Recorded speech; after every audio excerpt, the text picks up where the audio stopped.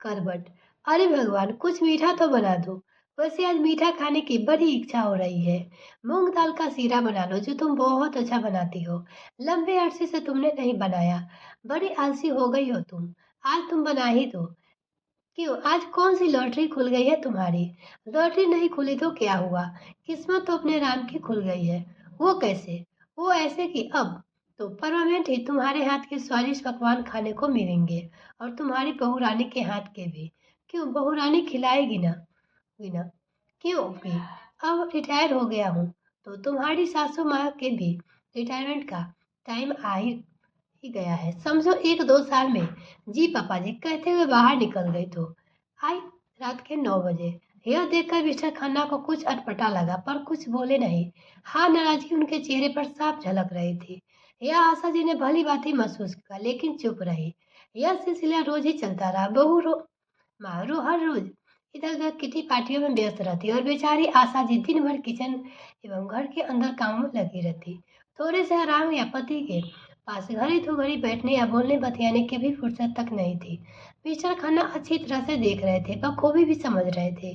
कुछ कहने की कोशिश करते तो आशा जी चुप रहने को कहती, साथ ही सफाई भी देती। देखिए जी, बहू पढ़ी लिखी और शहर में पड़ी बड़ी है।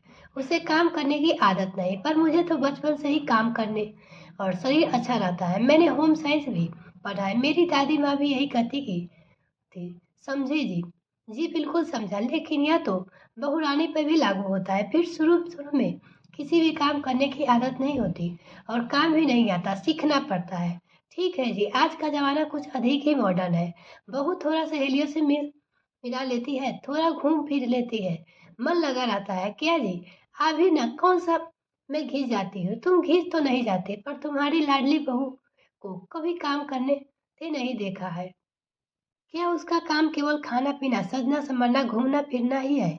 कितने सालों बाद हमें साथ रहने को मिला है और तुम दिन भर सिकरेने में लगी रहती हो। मुझे जरा भी अच्छा नहीं लगता। भाग्यवान, अब जिंदगी भर कितनी है। अपने बेटे बहू पोते पोतियों को लिए तुमने मेरे साथ रहना ही छोड़ दिया था। अकेली बहू को परेशान होगी, मगर मैं देख रहा हूँ तुम्हारी बहू कभी नहीं सोची तुम्हें तकलीफ परेशानी होती होगी ना। फिर तुम्हारी भी उम्र हो गई है, बहुत कर लिया घर के काम। हमारी अपनी भी जिंदगी है, इससे तो वही भला होता है। गुप्ता जी कह ही रहे थे कि वहाँ रह जाओ और तुम्हें भी बुला लो। सारी जिम्मेदारी तो पूरी हो जाए, अब खुद के प्रति भी जिम्मेदारी निभाए। लेकिन नाराज क्यों होते हो? उन्हें मेरी जरूरत थी, तभी तो उनके साथ रहना पड़ा, वरना मुझे आपके बिना कहाँ अच्छा लगता है जी।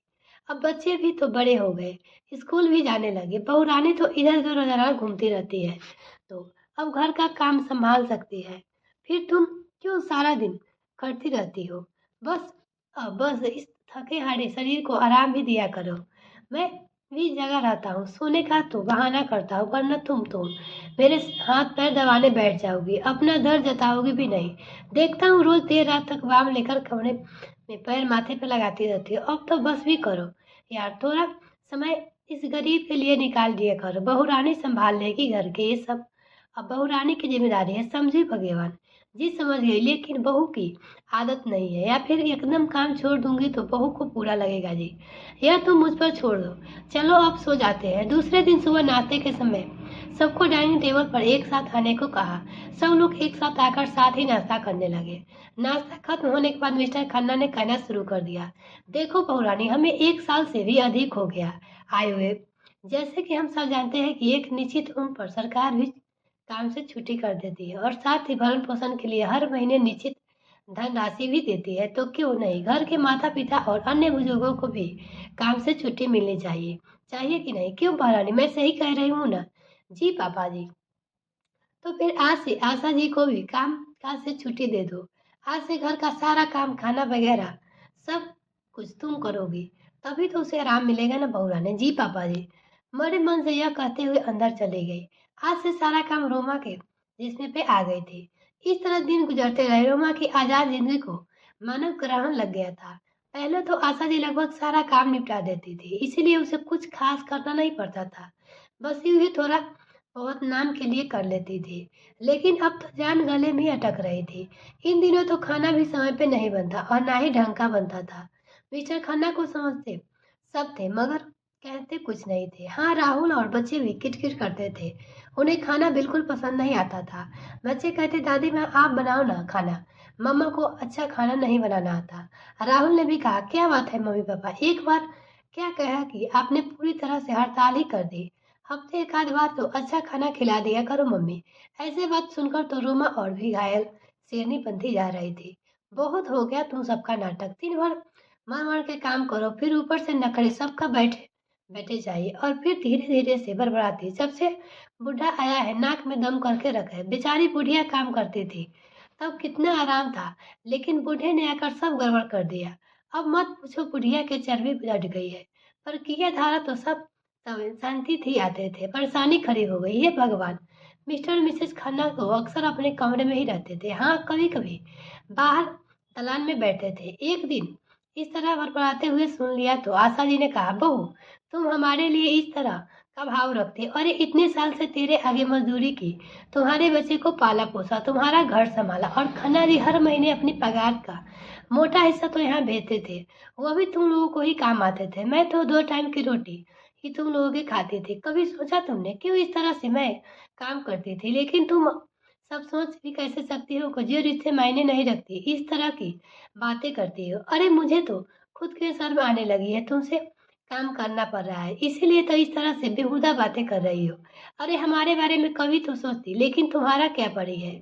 आज मुझे समझ आ रहा है कि वाकई कोई किसी का भी किससे मतलब यार है। मैंने अपनी माँ से अक्सर कहते सुना है कि काम वाला और चाम वाला नहीं। कितना सच है, वाकई काम प्यारा है, व्यक्ति नहीं। आज मैं काम नहीं करती तो खन्ना जी भी रिटायरमेंट के बाद यहाँ आ गए, तो अब पैसे भी नहीं आते तो मैं भी अब तक नौकर की तरह लगी रहती। तब तक अच्छी थी, मगर अब हम दोनों गिनती केवल बूढ़ा बुढ़िया हो गए।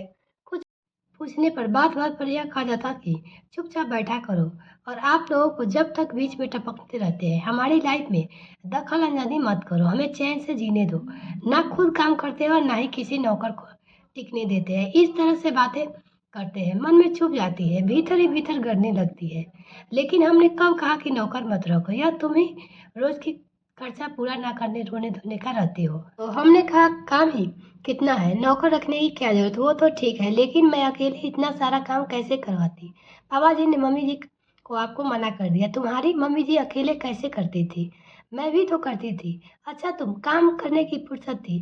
पापा जी आप हद से बढ़ रहे हैं। बहू खबरदार जो अपने पापा जी के लिए कुछ कहा, हाँ हाँ कुछ कहो मत, बस बिठाकर रखो इनको, उनके मुफ्त की रोटियां तुरवाते रहो, बस अब एक शब्द नहीं। चलिए जी, यह अब घर अपना घर नहीं, और हाँ ये हमारे कुछ है। चलिए चलते हैं। ठीक है आशा जी, आज ही चलते हैं, तुम अपने सामान बांध दो, तब तक मैं टिकट ले आता हूँ। और हाँ सिर्फ हमारे कपड़े ही लेना, और तुम्हारा अपना व्यक्ति सामान जो होगा ले लेना जी। हाँ हाँ जाओ, ताकि हम चैन से जी सके। जरूर जियो, हमारा आशीर्वाद है। वैसे जरूरी नहीं चाहिए, जो रख लेना। कहते हुए खन्ना जी टिकट लेने चले गए और आशा जी पैकिंग में जुट गई। मगर आंखें थी कि गंगा यमुना हो रही थी। दिल बेचारा रो रहा था, बिलख रहा था। माँ का दिल जो था, मगर दिमाग कह रहा था कि ऐसे हालात के लिए मैंने जिंदगी के सुनहरे साल यूं ही खो दिए। काश कि मैं फुट फुट के रोल पाती। मिलते हैं फिर नेक्स्ट फ्रेंड, तब तक के लिए bye. Thanks for watching this video.